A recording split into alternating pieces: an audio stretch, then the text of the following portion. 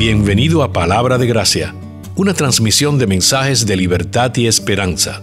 Creemos que la gracia del Evangelio de Cristo, tal y como este es presentado en la Palabra de Dios, es lo único que puede dar verdadera libertad de la culpa y condenación del pecado en medio de un mundo en decadencia. En esta ocasión escucharemos el mensaje Getsemaní por el pastor Sugel Michelén. Y llegaron a un lugar que se llama Getsemaní, y dijo a sus discípulos: sentaos aquí hasta que yo haya orado. Y tomó consigo a Pedro, a Jacobo y a Juan, y comenzó a afligirse y a angustiarse mucho. Y les dijo: mi alma está muy afligida hasta el punto de la muerte. Quedaos aquí y velad. Adelantándose un poco, se postró en tierra y oraba que si fuera posible pasara de él aquella hora, y decía: Abba, Padre, para ti todas las cosas son posibles, aparta de mí esta copa, pero que no sea lo que yo quiero, sino lo que tú quieras. Entonces vino y los halló durmiendo, y dijo a Pedro: Simón, ¿duermes? ¿No pudiste velar ni por una hora? Velad y orad para que no entréis en tentación. El espíritu está dispuesto, pero la carne es débil. Se fue otra vez y oró diciendo las mismas palabras, y vino de nuevo y los halló durmiendo, porque sus ojos estaban muy cargados de sueño y no sabían qué responderle. Vino por tercera vez y les dijo: ¿todavía estáis durmiendo y descansando? Basta ya, ha llegado la hora. He aquí el Hijo del Hombre es entregado en manos de los pecadores. Levantaos, vámonos, mirad, está cerca el que me entrega. Spurgeon decía que al acercarnos a este pasaje estamos entrando en el lugar santísimo de la vida terrenal de nuestro Señor. Ningún hombre puede exponer correctamente un pasaje como este. Se trata de un tema más apropiado para ser meditado en oración y con un corazón quebrantado que para ser expresado en lenguaje humano.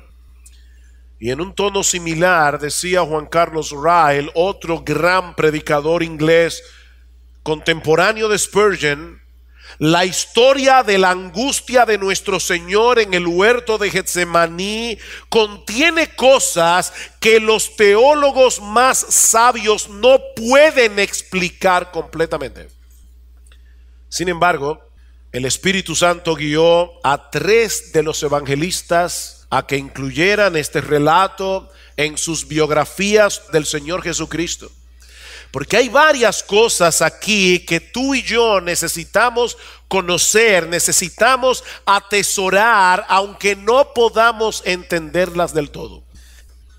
Porque a través de este pasaje, Dios descorre el velo para que nosotros podamos tener un vislumbre de lo que estaba sucediendo en el alma humana de Jesús antes de la muerte en la cruz del Calvario, unas horas antes de su muerte.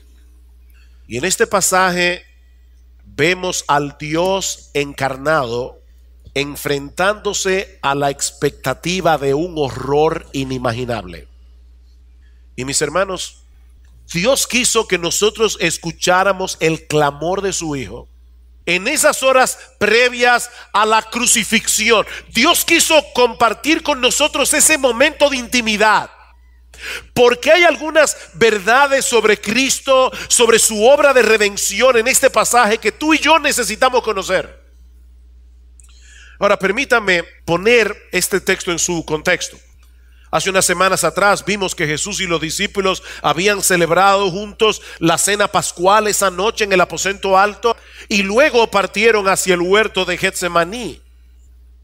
Marcos nos dice en el versículo 32 que al llegar al huerto de Getsemaní, el Señor ordenó a 9 de sus discípulos que se quedaran en cierto lugar mientras Él se internaba más profundamente en el huerto con su círculo privado, con Pedro, Juan y Jacobo.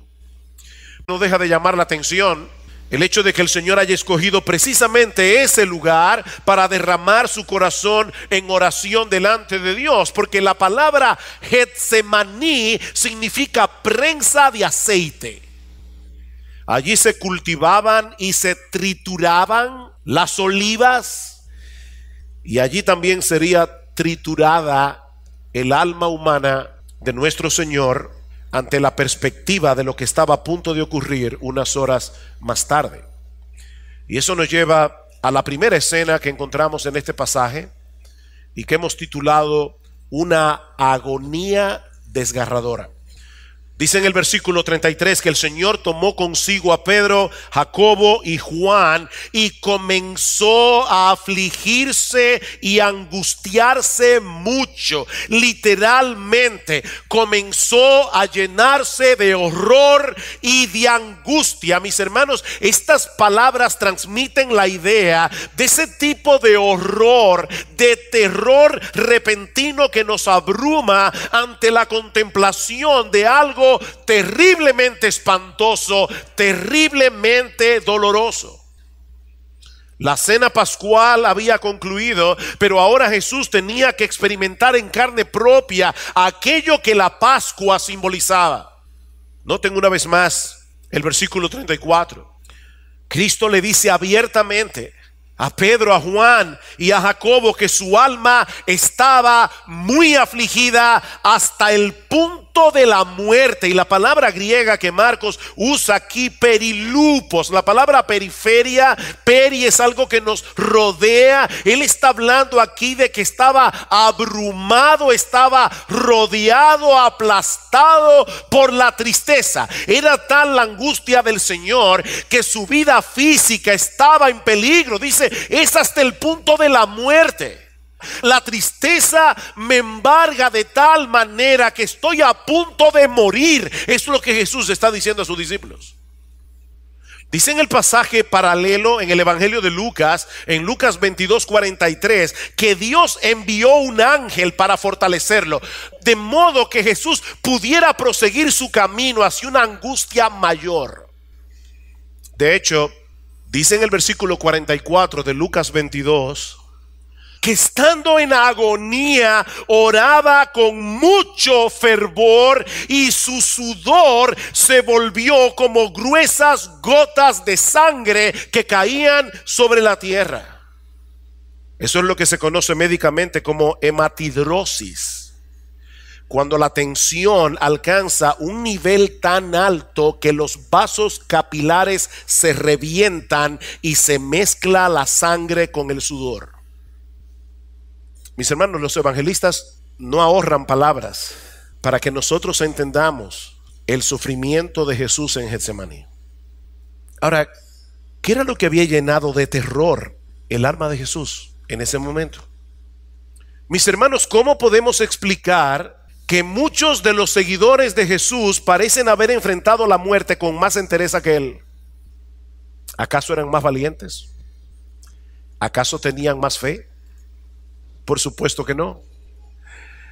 Pero Cristo se estaba enfrentando esa noche con algo que ninguno de los suyos han enfrentado ni enfrentarán jamás.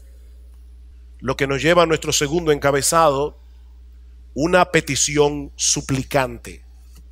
Versículo 35. Adelantándose un poco, se postró en tierra y oraba que si fuera posible pasara de él aquella hora, y decía: Abba, Padre, para ti todas las cosas son posibles. Aparta de mí esta copa, pero no sea lo que yo quiero, sino lo que tú quieras. Nosotros no sabemos con exactitud por cuánto tiempo estuvo Jesús derramando su corazón en oración delante de Dios, porque esto es una síntesis de su oración. En el versículo 37 Jesús le dice: Pedro, ¿no pudiste velar ni por una hora? Nosotros no sabemos cuánto tiempo estuvo Jesús orando, pero sí sabemos cuál fue la esencia de su petición. De ser posible, él no quería pasar por la experiencia de tener que tomarse el contenido de esa copa. En todo el Antiguo Testamento, la copa es una metáfora de la ira de Dios sobre el pecado del hombre. La ira de Dios. Dice en el Salmo 75, versículo 8, que hay un cáliz, una copa en la mano del Señor, de la cual han de beber todos los impíos de la tierra. El profeta Isaías se refiere a esa copa en Isaías 51, 22 como el cáliz de su furor. Y en Jeremías 25, 15 como la copa del vino de su furor. De manera, mis hermanos, que no fue la expectativa del sufrimiento físico en la cruz lo que llenó de horror y de espanto el alma humana de Jesús, sino el hecho de saber que en unas pocas horas Él iba a tener que cargar con el peso de toda la ira santa de Dios, toda la ira que nosotros y todos los elegidos del Cordero hemos acumulado a lo largo de los siglos. El Santo de Israel, el que nunca había experimentado en sí mismo la amargura del pecado, el sentimiento de la culpa, el sentimiento de la vergüenza. Por primera vez en su vida, Jesús iba a experimentar el abandono de su Padre, la ruptura de esa comunión que había disfrutado con Él desde siempre, al hacerse pecado y maldición por culpa tuya y por culpa mía. Al que no conoció pecado, por nosotros Dios lo hizo pecado. Por nosotros, a favor de nosotros, por causa de nosotros, Dios lo hizo pecado. Cada crimen, cada blasfemia, cada desobediencia, cada motivación o pensamiento pecaminoso de todos aquellos que Él vino a salvar serían descargados sobre Él en la cruz del Calvario. Mis hermanos, Cristo iba a sufrir literalmente miles de infiernos en esa cruz, el infierno que todos nosotros merecemos por nuestros pecados sufridos en un instante. Cuando Cristo llegó a Getsemaní, repentinamente se sintió abrumado ante la realidad de que unas horas más tarde Él sería triturado por una ira sin misericordia. Por eso implora y suplica, y dice el autor de Hebreos, dice con gran clamor y lágrimas, Jesús suplica: Padre, pasa de mí esta copa, si es posible. Esto es un misterio. Y yo sé que muchos pueden sorprenderse al escuchar a Jesús pidiendo algo así, pero como bien señala John MacArthur, no deberíamos esperar otra cosa de alguien tan puro como Él. Esta es la única respuesta posible de una persona santa ante la idea de tener que llevar el pecado, la culpa y el juicio. Esta es la respuesta más aceptable, más normal, más esperada. Nosotros no tenemos un odio perfecto por el pecado, pero Él sí lo tiene. Todo su ser sentía repulsión ante el pensamiento de la iniquidad. Él es demasiado puro para mirar aquellas cosas que son pecaminosas. Ni siquiera puede contemplarlas, dice en Habacuc capítulo 1 versículo 13. No es de extrañar entonces, dice MacArthur, que en ese momento Él llegara casi al punto de la muerte y un ángel tuviera que venir y rescatarlo de alguna manera. Abba, Padre. Ese es un término tan afectuoso. Abba, Padre, para ti todas las cosas son posibles. Aparta de mí esta copa. Sí, todas las cosas son posibles para Dios. Pero esto que Jesús está pidiendo como hombre no era posible. No era posible.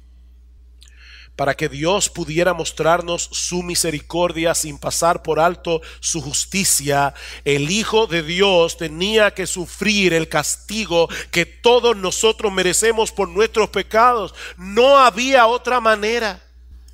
Si Cristo nos hubiera tomado esa copa de ira hasta la última gota, el cielo se habría quedado vacío y el infierno repleto. No hubiera habido salvación para nadie.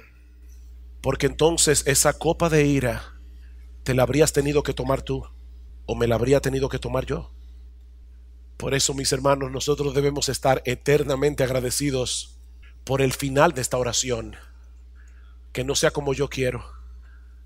Oh Padre, si fuere posible, pasa de mí esta copa, pero que no sea como yo quiero, sino como tú. En el huerto de Getsemaní, la voluntad humana de Jesús quedó perfectamente alineada con la voluntad de Dios. Ese fue el resultado de su oración.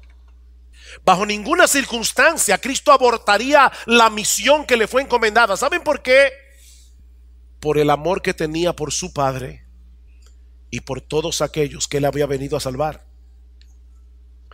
Su deseo inmediato como ser humano tenía que ser supeditado al deseo superior de hacer la voluntad de Dios, por dolorosa que fuera, por amor a ti, mi hermano, y por amor a mí. Por horrible que fuera el sufrimiento, ningún obstáculo era lo suficientemente grande como para impedirle a Jesús continuar el camino de la obediencia. Que no se haga lo que yo quiero, sino lo que quieras tú. Déjenme hacerles una pregunta. ¿Respondió el Padre la oración de su Hijo? El autor de la carta a los Hebreos nos dice que sí, pero no precisamente de la forma como habríamos esperado. Hebreos capítulo 5, versículo 7, refiriéndose a lo que sucedió en Getsemaní, dice el autor de la carta a los Hebreos: Cristo, en los días de su carne, habiendo ofrecido oraciones y súplicas con gran clamor y lágrimas al que podía librarle de la muerte, fue oído a causa de su temor reverente. Y aunque era hijo, aprendió obediencia por lo que padeció, y habiendo sido hecho perfecto, vino a ser fuente de eterna salvación para todos los que le obedecen, siendo constituido por Dios sumo sacerdote según el orden de Melquisedec. Lo que el autor de esta carta está tratando de hacernos ver es que Jesús es un sumo sacerdote infinitamente superior al que tenían los judíos en el Antiguo Testamento, porque Él se identificó plenamente con nosotros y puede compadecerse de nuestras debilidades. Y hay una pequeña preposición aquí que debe ser traducida más bien desde la muerte. Cristo no fue librado de morir, pero sí fue librado del poder de la muerte en su resurrección. La muerte no pudo retenerle a causa de su perfecta santidad. Él había orado que no se hiciera su voluntad, sino la del Padre, y la voluntad del Padre era salvar a sus elegidos por medio de la muerte de su Hijo. Así que, mis hermanos, su oración fue oída porque se hizo la voluntad de Dios, tal como Jesús había pedido. Nuestro Señor Jesucristo derramó su corazón en la presencia de Dios, y su oración fue contestada al darle la fortaleza necesaria para continuar en el camino de la obediencia, por más doloroso que fuera, y al haberle levantado de los muertos al tercer día para no ver muerte nunca más. Él fue oído. Pero recuerda, mi hermano, cuando le ores a Dios, ve con esa actitud: Señor, yo no quiero eso. Cuando veo lo que me espera, me da pavor, pero tú eres más sabio que yo. Que se haga tu voluntad, no la mía. Pero este relato no termina ahí. En medio de su agonía, en medio de su tribulación interna, nuestro bendito Señor estaba preocupado por sus discípulos. Impresionante. Él estaba preocupado por Pedro, por Juan, por Jacobo. Y eso nos lleva a nuestro tercer encabezado: una exhortación afectuosa y amante. Versículo 37. Dice: entonces vino y los halló durmiendo, y dijo a Pedro: Simón, ¿duermes? ¿No pudiste velar ni por una hora? Velad y orad para que no entréis en tentación. El espíritu está dispuesto, pero la carne es débil. Mis hermanos, no debemos perder de vista lo que está sucediendo aquí. En su hora de mayor angustia y turbación, Jesús está preocupado por la condición espiritual de sus discípulos. a tal punto que detiene su tiempo de oración y comunión con el Padre para ir a advertirles que no bajaran la guardia. Y lo hizo 3 veces. Eso es impresionante. Jesús está orando y de repente él estaba llorando, él estaba angustiado, él estaba horrorizado, pero en ningún momento se olvidó de sus discípulos. Y 3 veces detiene su oración. Versículo 40.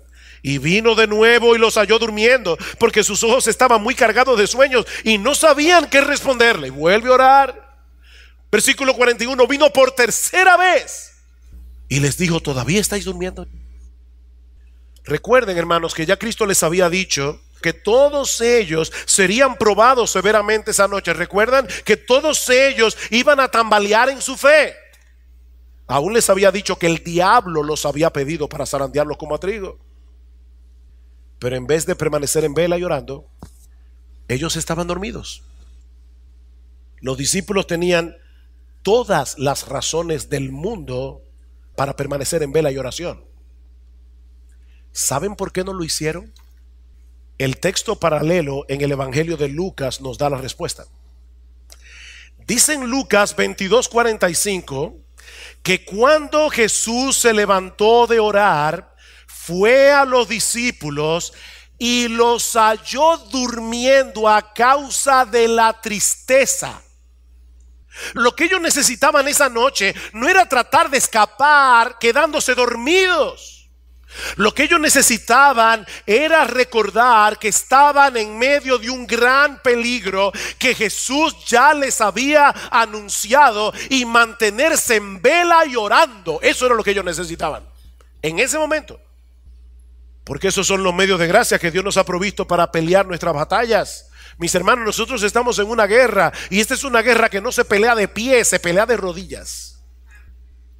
Necesitamos depender constantemente del Espíritu de Dios. Escucha de nuevo las palabras del versículo 38. Velad y orad para que no entréis en tentación. El espíritu está dispuesto, pero la carne es débil. ¿Qué es lo que está diciendo Jesús? Que la buena disposición está ahí para seguir a Jesús, para hacer su voluntad. Pero no podemos hacerlo en nuestras propias fuerzas, porque nuestra carne es débil. Tenemos que depender de Dios para poder pelear nuestras batallas, mis hermanos, porque nuestra carne es débil, y esa dependencia se manifiesta en nuestras vidas a través de la oración. Piensen en esto, mis hermanos.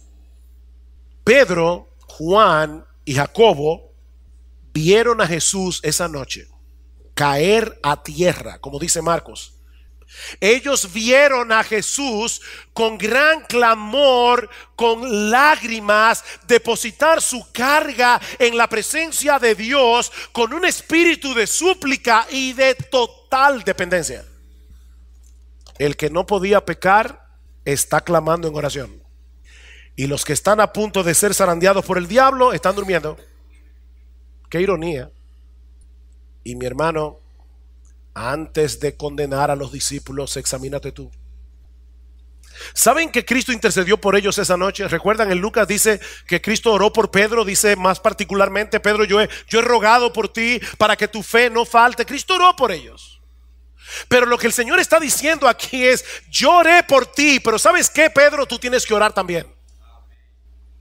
Y es lo mismo con nosotros. Dice en Hebreos capítulo 7 versículo 25 que nuestro Señor puede salvar perpetuamente a los que por Él se acercan a Dios, viviendo siempre para interceder por ellos. Cristo está intercediendo constantemente a nuestro favor en la presencia del Padre. Él está intercediendo para que ninguno de los suyos se quede postrado permanentemente en el campo de batalla. Todos llegarán a su presencia, porque Él está orando. Pero de ninguna manera debemos dejar de velar y orar si queremos permanecer firmes en esta batalla de la fe.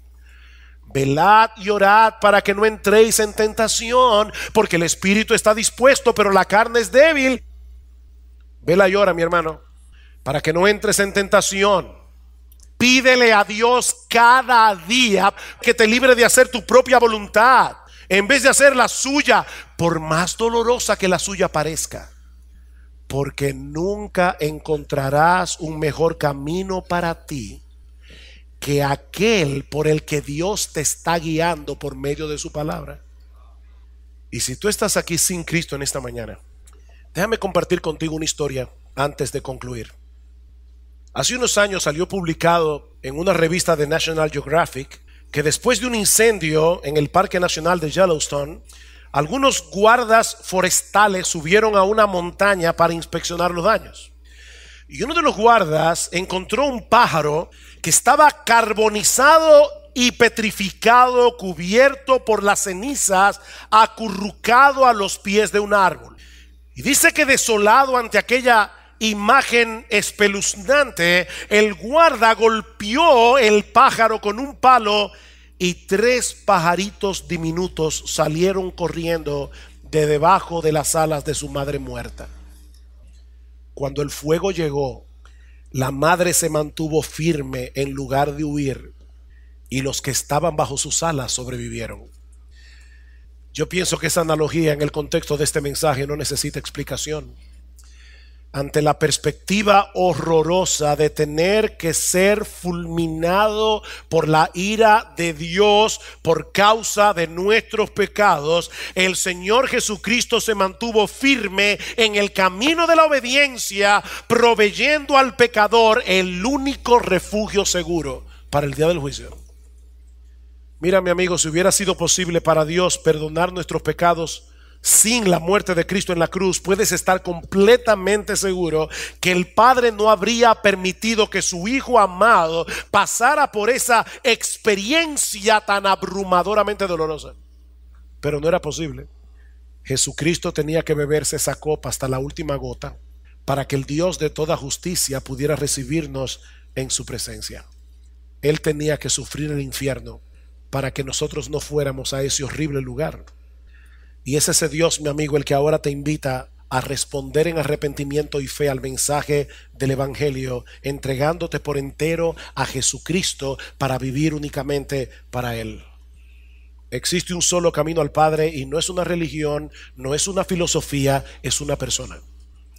Es una persona que siendo Dios se hizo hombre para pagar nuestra deuda con la justicia divina, para que todo aquel que en Él cree no se pierda, mas tenga vida eterna. Ven a ese refugio.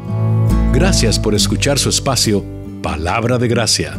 Si desea este y otros mensajes, visite nuestra página radioeternidad.com.